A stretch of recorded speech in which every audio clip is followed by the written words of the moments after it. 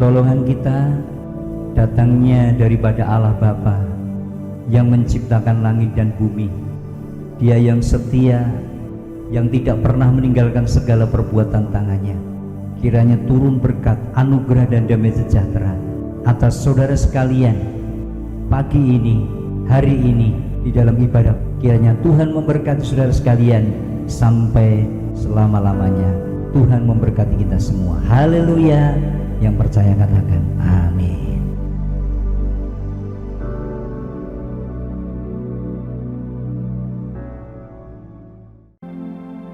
Shalom Bapak Ibu semuanya. Dimanapun kita berada, kita mau siapkan hati kita mau angkat satu pujian. Kemenangan terjadi di sini.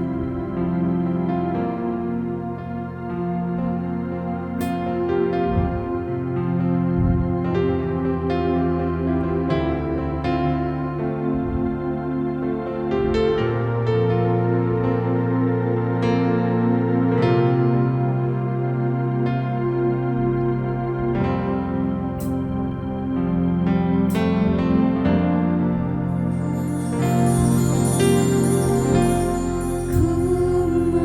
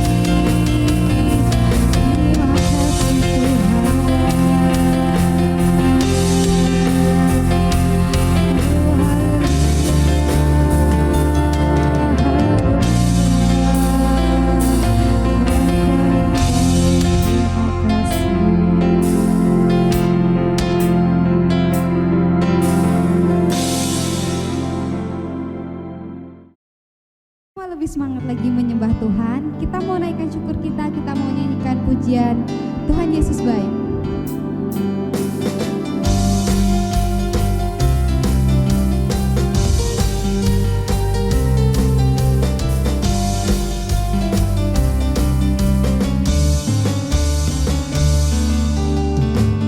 Tiada berkesudahan kasih setiamu Tuhan, selalu baru rahmat-Mu bagiku.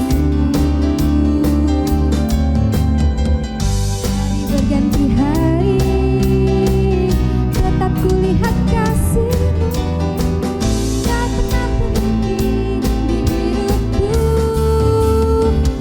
Tuhan Yesus baik, sungguh amat baik, untuk selama-lamanya. Tuhan Yesus baik, Tuhan Yesus baik,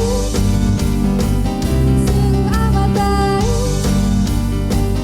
untuk selama-lamanya.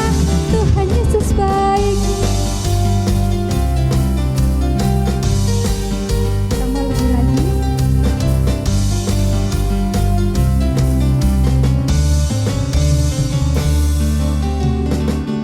Tiada berkesudahan kasih setiamu Tuhan, selalu baru rahmat-Mu bagiku. Hari berganti hari, tetap kulihat kasih-Mu, tak pernah berhenti di hidupku.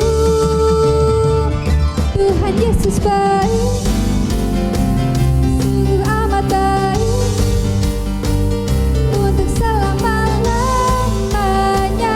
Tuhan Yesus baik, Tuhan Yesus baik, sungguh amat baik, untuk selama-lamanya. Tuhan Yesus baik, Tuhan Yesus baik, sungguh amat baik, untuk selama-lamanya.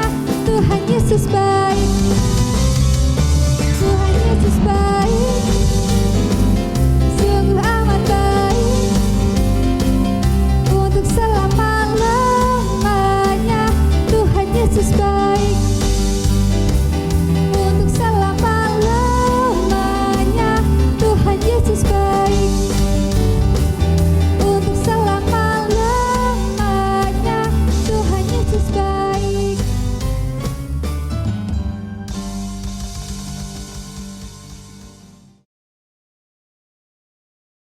Kita percayalah kita dahsyat, kita percayalah kita berkuasa, karena kita umat pilihannya. Kita mau pujikan pujian Ku Diberi Kuasa.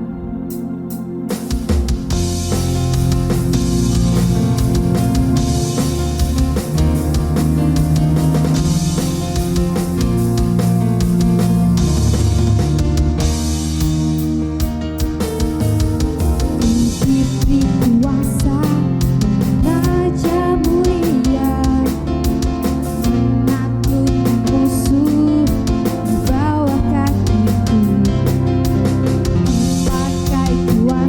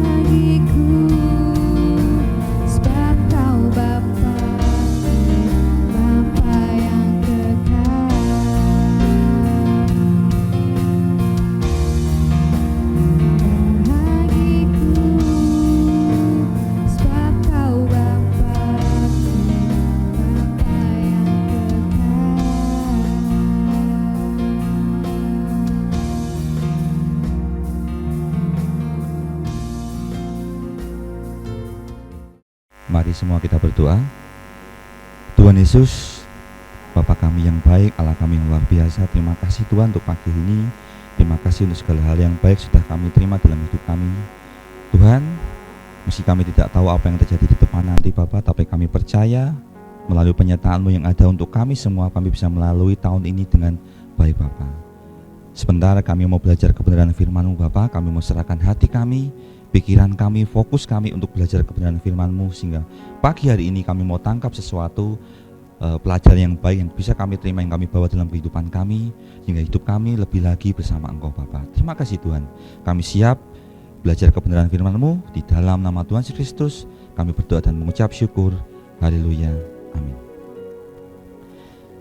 Shalom saudara, Bapak Ibu semuanya. Selamat hari Minggu. Saya berharap kita semua tetap sehat dan tetap bersemangat. Semangat itu penting karena semangat menggambarkan kekuatan roh dan hati kita. Tahun yang baru dan tentunya semangat yang baru. Bapak Ibu, tahun ini kita ada dua kabar, yaitu kabar buruk dan kabar baik. Kabar buruknya, tahun ini pasti banyak masalah. Dan kabar baiknya, Tuhan ada beserta kita.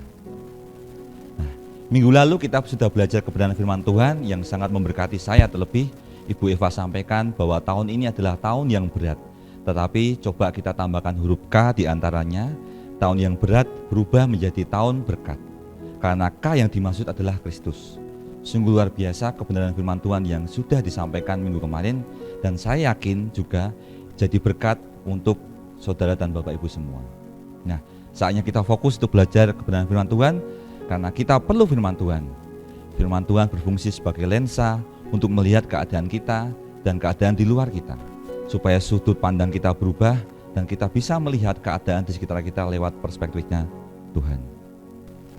Nah, tahun 2020 dan tahun 2021 ini kesehatan menjadi salah satu topik utama yang dibahas di seluruh dunia. Hampir seluruh dunia membahas topik ini. Tentunya dengan adanya pandemi virus COVID-19 ini menyadarkan kita bagaimana pentingnya kesehatan. Bukan hanya sehat secara fisik, tetapi juga sehat secara spiritual. Banyak yang belum menyadari bahwa sehat itu adalah berkat dari Tuhan, sampai mereka menyadari ketika kehilangan kesehatan dan jatuh sakit. Sehat bukan kondisi yang permanen. Artinya, kalau kita hari ini sehat, belum tentu selamanya kita akan sehat.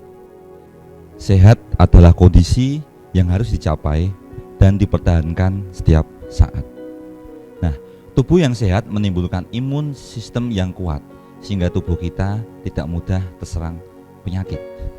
Kita juga bisa berprestasi dengan maksimal jika kita sehat.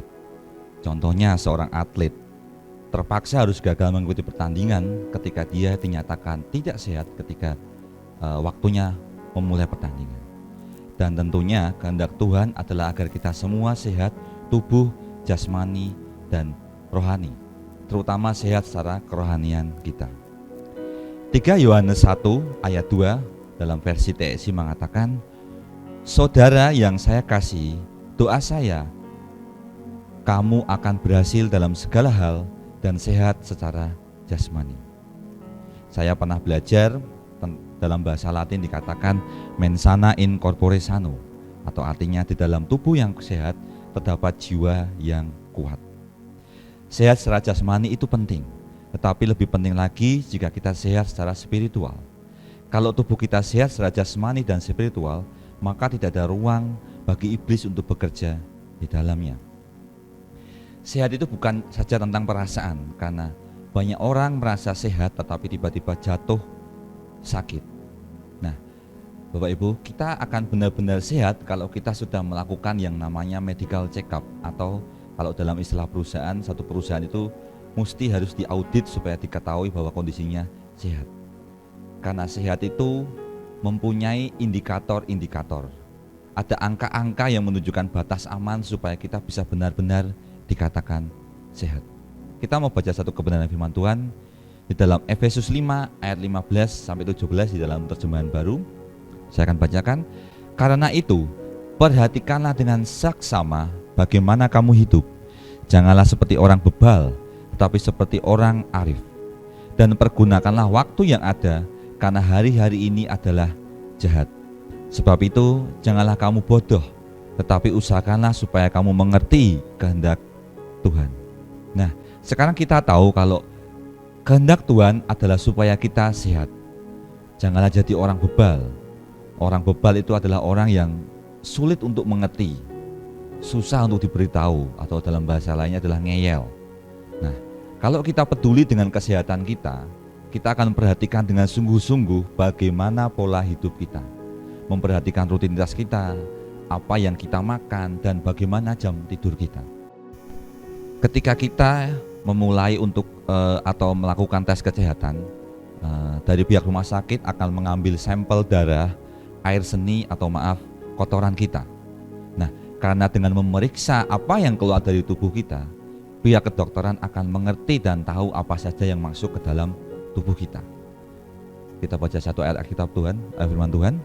Matius 12 ayat 33 sampai 35. Saya akan bacakan dalam terjemahan TSI. Setiap orang tahu kalau mau makan buah yang enak, ambillah dari pohon yang baik. Buah dari pohon yang tidak baik pasti tidak enak. Karena setiap pohon dinilai dari buah yang dihasilkannya. Hei kamu keturunan ular berbisa, bagaimana mungkin kamu orang jahat mengeluarkan kata-kata yang baik? Karena kata-kata yang keluar dari mulut orang tergantung dari hati orang itu. Kalau orang itu baik, hatinya juga baik, maka kata-kata yang keluar dari mulutnya juga baik. Kalau orang itu jahat, hatinya juga jahat, maka kata-kata yang keluar dari mulutnya juga jahat. Nah, jadi kata-kata seperti apa yang keluar dari mulut kita belakangan ini Bapak Ibu? Apakah kata-kata yang penuh makian, kata-kata penuh umpatan, kata-kata dusta, atau kata-kata yang membangkitkan semangat, kata-kata puji-pujian kepada Tuhan, penyembahan, atau ucapan syukur? Karena kata-kata itu melimpah dari hati kita. Mari kita perhatikan kata-kata yang akhir-akhir ini keluar dari mulut kita. Itu merupakan indikator apa yang sedang terjadi di dalam hidup kita. Hal yang perlu kita perhatikan lagi dalam menjaga kesehatan adalah istirahat. Manusia tidak didesain untuk bekerja terus-menerus tanpa istirahat. Jadi kita perlu yang namanya istirahat. Istirahat adalah waktu di mana kita berhenti beraktivitas untuk mengumpulkan kembali kekuatan. Dalam bahasa lainnya, seperti kita men-charge HP, tentunya tubuh kita juga perlu di-charge untuk kembali performanya dengan lebih baik. Tiduran atau rebahan, liburan, rekreasi, itu adalah cara bagaimana kita untuk beristirahat. Nah, selain kuantitas istirahat, hal penting lainnya adalah kualitas dari istirahat itu tadi.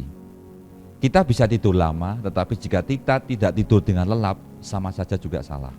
Nah, kita juga bisa liburan, tapi pikiran kita terus-menerus memikirkan pekerjaan, sama juga salah. Beberapa hari lalu, kita diberi kesempatan para pekerja untuk liburan panjang.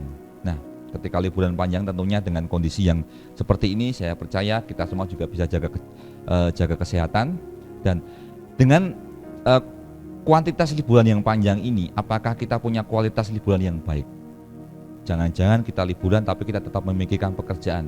Kita tetap telepon ke sana kemari untuk mengecek pekerjaan kita. Itu sama saja juga dengan salah. Nah, di Alkitab sejak awal penciptaan kita bisa melihat polanya Tuhan bicara tentang istirahat. Kita baca satu ayat Alkitab, Kejadian 1 ayat 5 dalam terjemahan baru. Dan Allah menamai terang itu siang dan gelap itu malam. Jadilah petang dan jadilah pagi. Itulah hari pertama. Nah, ketika kita baca ayat ini, kita tahu di sini Tuhan sudah tunjukkan polanya, patternnya, bagaimana hari itu selalu dimulai dari petang, bukan dari pagi. Tadi dikatakan jadilah petang dan jadilah pagi. Itulah hari pertama. Di situ tidak dikatakan jadilah pagi dan jadilah petang. Jadi kualitas istirahat kita menentukan kualitas performa kita dalam bekerja. Jika tidur kita cukup, maka performa kita juga akan baik. Kejadian 2 ayat 2 sampai 3. Ketika Allah pada hari ke-7 telah menyelesaikan pekerjaan yang dibuatnya, itu berhentilah ia, dan pada hari ke-7 dari segala pekerjaan yang telah dibuatnya itu. Lalu Allah memberkati hari ke-7 itu dan mengkuduskannya, karena pada hari itulah ia berhenti dari segala pekerjaan ciptaan yang telah dibuatnya itu. Tuhan berhenti dari segala pekerjaan penciptaan yang sudah dibuatnya, dan Tuhan mencontohkan bahwa Dia beristirahat di hari ketujuh. Yang perlu digarisbawahi bahwa dalam keadaan tidak aktif sekalipun, Tuhan tetap memberkati. Jadi beristirahat itu sangat diperlukan dan dibutuhkan oleh tubuh kita. Karena ketika kita beristirahat, berkat Tuhan juga turun di sana. Seperti tadi saya katakan, seperti baterai yang harus dicas dan penuh untuk kembali beraktivitas. Markus 6 ayat 30 dan sampai 32. Kemudian rasul-rasul itu kembali berkumpul dengan Yesus dan memberitahukan kepadanya semua yang mereka kerjakan dan ajarkan. Lalu ia berkata kepada mereka, marilah ke tempat yang sunyi supaya kita sendirian dan beristirahatlah seketika. Sebab memang begitu banyak orang yang datang dan pergi, sehingga makan pun mereka tidak sempat. Maka berangkatlah mereka untuk mengasingkan diri dengan perahu ke tempat yang sunyi. Di sini diceritakan ketika Tuhan Yesus mengutus murid-muridnya untuk memberitakan kabar baik.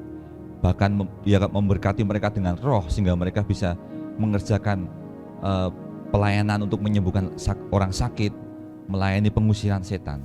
Nah, saat itu mereka kembali berkumpul setelah melakukan pelayanan dan mereka mau melaporkan kepada Yesus mengenai hasil apa yang mereka kerjakan. Markus 6 ayat 12 sampai 13. Lalu pergilah mereka memberitakan bahwa orang harus bertobat, dan mereka mengusir banyak setan dan mengoles banyak orang sakit dengan minyak dan menyembuhkan mereka. Bapak Ibu, di sini kita tahu bahwa murid-murid Tuhan Yesus masih sangat muda dan mereka merasa senang dan sangat bersemangat ketika mereka mempunyai pengalaman untuk bisa mengusir setan dan menyembuhkan sakit penyakit seperti yang Yesus lakukan. Namun dengan kesibukan mereka, Tuhan Yesus tahu murid-muridnya sibuk dan sampai lupa makan. Karena Tuhan Yesus tidak mau mereka lupa makan, maka dan jadi kebiasaan buruk buat muridnya. Yang terjadi adalah nantinya ada keseimbangan. Karena banyak aktivitas tapi tidak diselingi dengan makan dan istirahat. Dan karena itu mencegah lebih baik daripada mengobati. Tentunya dengan banyaknya aktivitas, kalau kita sampai lupa makan, tentunya kita akan sakit. Nah, Bapak Ibu Saudara, biasanya sebelum kita jatuh sakit, pasti ada gejala-gejala yang muncul terlebih dahulu sebelum sakit itu ada.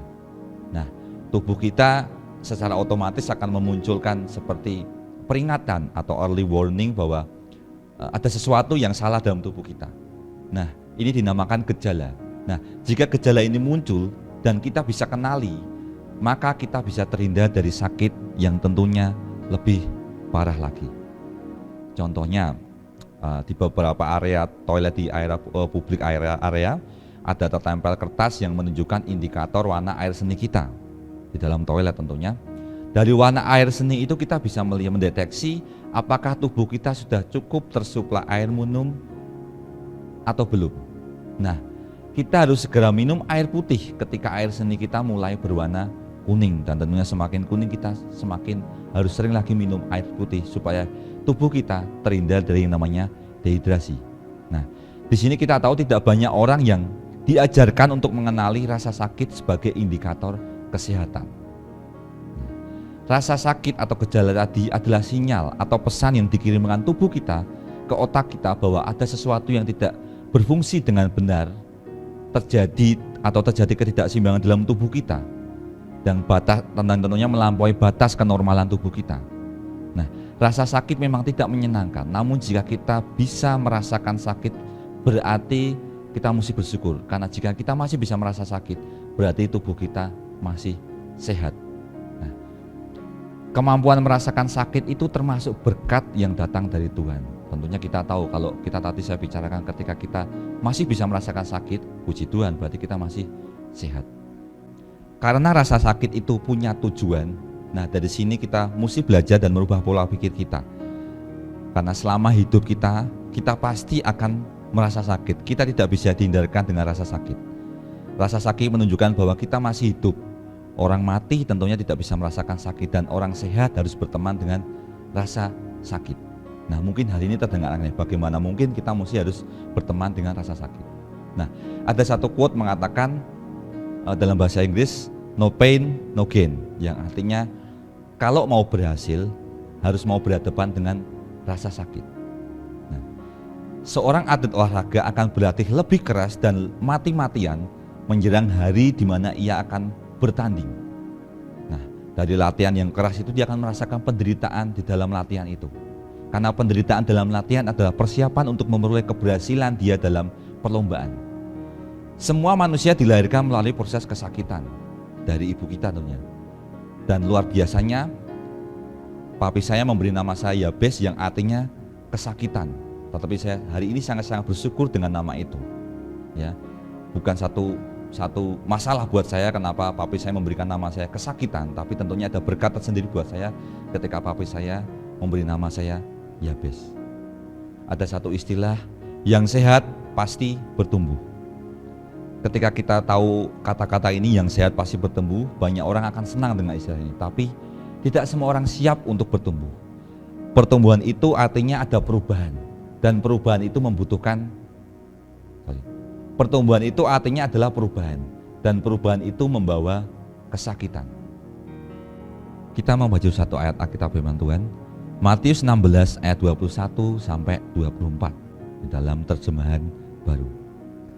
Sejak waktu itu, Yesus mulai menyatakan kepada murid-muridnya bahwa ia harus pergi ke Yerusalem dan menanggung banyak penderitaan dari pihak tua-tua, imam-imam kepala dan ahli-ahli Taurat, lalu dibunuh dan dibangkitkan pada hari yang ketiga.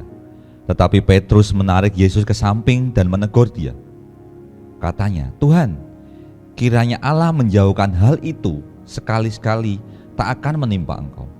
Maka Yesus berpaling dan berkata kepada Petrus, "Enyahlah kau iblis, engkau suatu batu sandungan bagiku, sebab engkau bukan memikirkan apa yang dipikirkan Allah, melainkan apa yang dipikirkan manusia." Lalu Yesus berkata kepada murid-muridnya, "Setiap orang yang mau mengikut aku, ia harus menyangkal dirinya, memikul salibnya, dan mengikut aku." Saat Tuhan Yesus bicara itu, Petrus sebagai muridnya berpikir bahwa hal itu tidak mungkin. Tentunya sebagai seorang manusia, dia tahu, dia mungkin ngomong sama Tuhan, "Tuhan, kamu itu kan anak Allah. Saat anak Allah yang turun ke dunia, mana mungkin hal seperti itu akan menimpa kamu, karena kamu itu anak Allah." Petrus tidak mengerti bahwa rasa sakit yang Yesus alami punya tujuan yang jauh lebih besar. Bahwa kematian Yesus untuk menebus dosa manusia, saya dan saudara di rumah saat ini. Jadi Petrus merasa hal itu tidak mungkin terjadi pada Yesus, dan saat itu juga Tuhan Yesus menasihati Petrus dan mengatakan bahwa rasa sakit adalah bagian dari kehidupan orang percaya. Kita mau baca Alkitab yang sering sekali kita baca, Filipi 4 ayat 13. "Segala perkara dapat kutanggung di dalam Dia yang memberi kekuatan kepadaku." Perhatikan Bapak Ibu bahwa Tuhan tidak menghilangkan perkara kita, tetapi Tuhan memberikan kekuatan untuk menanggung perkara itu. Nah, karena itu janganlah berdoa supaya sakit kita diangkat, tetapi berdoalah supaya kita diberi kekuatan untuk menanggung sakit itu. Roma 8 ayat 17 sampai 18. "Dan jika kita adalah anak, maka kita juga adalah ahli waris." Maksudnya orang-orang yang berhak menerima janji-janji Allah, yang akan menerimanya bersama-sama dengan Kristus, yaitu jika kita menderita bersama-sama dengan Dia, supaya kita juga dipermuliakan bersama-sama dengan Dia. Sebab aku yakin bahwa penderitaan zaman sekarang tidak dapat dibandingkan dengan kemuliaan yang akan dinyatakan kepada kita. Mutiara, kita tahu, Bapak Ibu tahu semua tentang mutiara. Mutiara dihasilkan karena ada pasir yang masuk ke dalam tubuh tiram atau kerang. Untuk itu, karena dia merasa sakit, kerang itu atau tiram itu mengeluarkan satu lapisan atau coating untuk mengurangi rasa sakit. Tetapi pasir tidak berhenti masuk ke tubuh tiram itu. Begitu juga dengan tiram, tidak menyerah. Dia terus mengeluarkan coating atau lapisan itu terus-menerus, walaupun pasir terus-menerus dan terus-menerus. Sehingga hasil dari semuanya itu adalah muncul mutiara yang sangat berharga dan indah. Perhatikanlah ini, tujuan memberikan nilai pada rasa sakit kita. Tujuan memberikan nilai pada rasa sakit kita. Nah, jika kita memahami rasa sakit, maka rasa sakit kita tidak bisa melumpuhkan kita atau mematahkan semangat kita.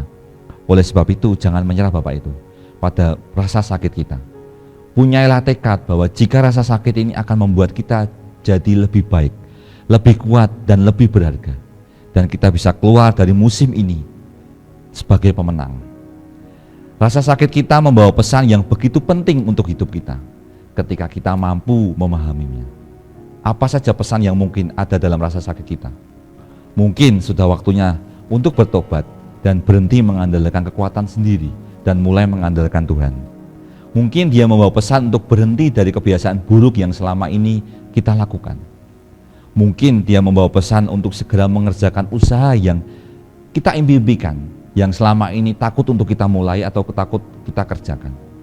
Mungkin dia membawa pesan yang sudah waktunya untuk mandiri, menggali potensi diri dan tidak bergantung kepada orang tua atau orang lain. Mungkin dia membawa pesan untuk meninggalkan pergaulan kita yang keliru, yang selama ini justru menjauhkan kita dari Tuhan. Mungkin dia membawa pesan untuk lebih dekat dengan Tuhan dan mulai ambil bagian dalam pelayanan di gereja. Mungkin dia membawa pesan untuk meninggalkan dosa-dosa kita. Mungkin dia membawa pesan untuk kembali ke rumah dan berkumpul dengan istri dan anak-anak kita. Mungkin dia membawa pesan untuk kita beristirahat karena selama ini kita terlalu sibuk dengan pekerjaan kita. Mungkin dia membawa pesan untuk memaafkan orang yang bersalah kepada kita atau kita meminta maaf kepada orang yang kita salahi. Nah, setiap rasa sakit membawa pesan yang berbeda-beda kepada setiap orang.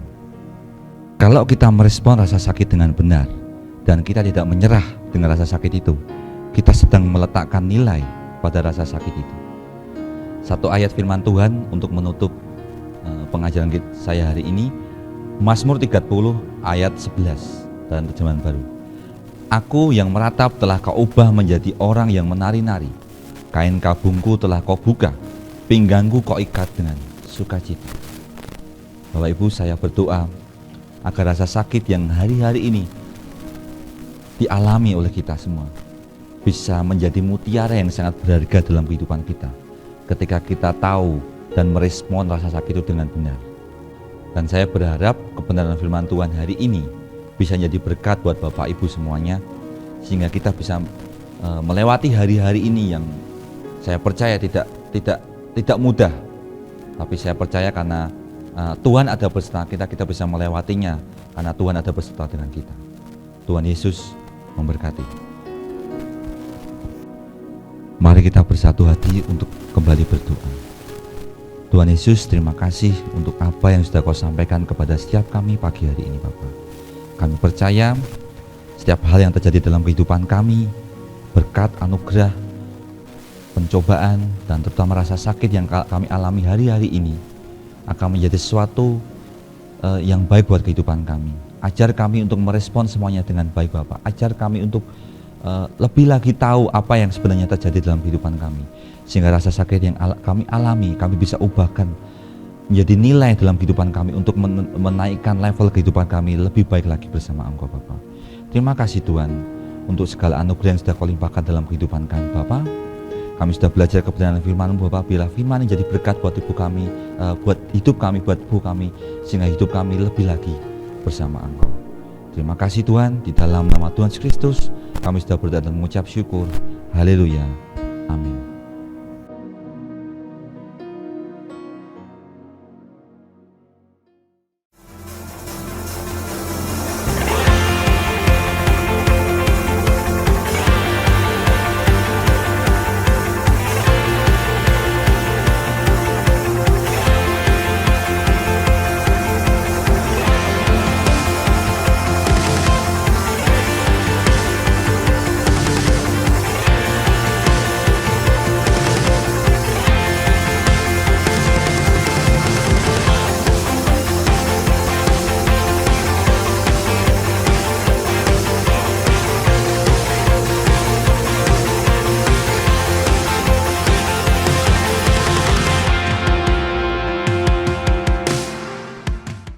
Saudara-saudaraku yang dikasihi Tuhan, mari sebelum kita akan pulang bersama-sama, mari kita akan berdoa untuk segala kebutuhan kita dan keperluan kita hari ini. Apa yang kita perlukan dan butuhkan, Tuhan akan memberkati kita. Mari kita akan tunduk kepala. Bapa di surga, kami bersyukur buat semua kebaikan kemurahan Tuhan yang Tuhan berikan. Kalau pada pagi hari ini kami boleh bersama-sama mendengar akan kebenaran firman-Mu, biarlah setiap kebenaran-kebenaran firman-Mu menjadi berkat dalam hidup kami, memotivasi kami, mendorong kami untuk kami dapat mengerti kehendak Allah, supaya kami menjadi orang yang berbeda, supaya kami menjadi orang-orang yang mengalami kasih karunia yang datang dari Tuhan, sehingga berkat-berkat Tuhan mengalir di dalam setiap kehidupan kami semua. Tuhan memberkati kami hari ini, apa yang kami perlukan dan butuhkan, apa yang saat ini sedang kami alami Tuhan. Tuhan campur tangan dalam segala hal, dalam setiap kehidupan kami. Kami tahu Tuhan, bahwa Tuhan selalu ada dalam kehidupan kami. Apapun yang kami alami, apapun yang sedang kami jalani hari ini, Tuhan selalu campur tangan di dalamnya. Berkat-Mu mengalir atas kami semua, yang lemah dikuatkan, yang susah dihibur, yang sakit mengalami jamahan Tuhan, mengalami berkat-berkat Tuhan dalam hidup kami. Dan kami tahu Tuhan, di tengah-tengah kesulitan kami, Tuhan selalu mendatangkan segala kebaikan dalam hidup kami semua. Terima kasih Tuhan, memberkati usaha pekerjaan kami, memberkati setiap sawah ladang kami, memberkati apa yang kami kerjakan hari ini, memberkati setiap para pengusaha, supaya kami mengalami berkat-berkat Tuhan yang ada di dalam setiap kehidupan kami. Terlebih Tuhan memberkati kesehatan kami. Terima kasih Tuhan, Tuhan melindungi kami, menyertai kami dan memberkati dalam hidup kami. Tuhan, kami bersama-sama hari ini berseru buat negara bangsa kami Indonesia. Tuhan memberkati, curahkan belas kasihan-Mu Tuhan di tengah-tengah suasana situasi yang saat ini sedang mengalami segala kesulitan. Tuhan pulihkan negeri kami, Tuhan pulihkan bangsa ini Tuhan dari segala kesulitan Tuhan. Tuhan tolong sehingga badai ini cepat akan berlalu oleh karena pertolongan Tuhan buat negara dan bangsa kami. Terima kasih Bapa, terima kasih Tuhan, bahwa kami ke padang yang berumput hijau, air yang tenang, sehingga kami boleh menikmati kebahagiaan bersama-sama dengan Tuhan. Terima kasih Bapa, terima kasih. Kami bersyukur bila mana sebentar kami tinggalkan tempat ini dan kami akan pulang kembali. Tuhan, kami akan berpisah. Tuhan yang akan menyertai dalam hidup kami. Mari kita akan bersama-sama mengangkat tangan kita. Pulanglah dengan sejahtera. Tuhan yang berjanji menyertai kamu sampai kepada kesudahan zaman. Ia yang setia memenuhi janjinya. Sesuai dengan firman-Nya, Tuhan akan menyertaimu dimanapun kamu berada. Oleh sebab itu angkatlah mata hatimu dan percaya, dan angkatlah kedua tanganmu ke atas dengan iman, serta terimalah segala berkat Tuhan. Tuhan memberkati engkau dan melindungi engkau. Tuhan menyinari engkau dengan wajah-Nya dan memberikan engkau kasih dan karunia-Nya. Tuhan mengadakan wajah-Nya kepadamu dan memberikan engkau damai sejahtera-Nya pagi, siang, dan sampai selama-lamanya. Tuhan Yesus memberkati kita semua. Haleluya. Amin.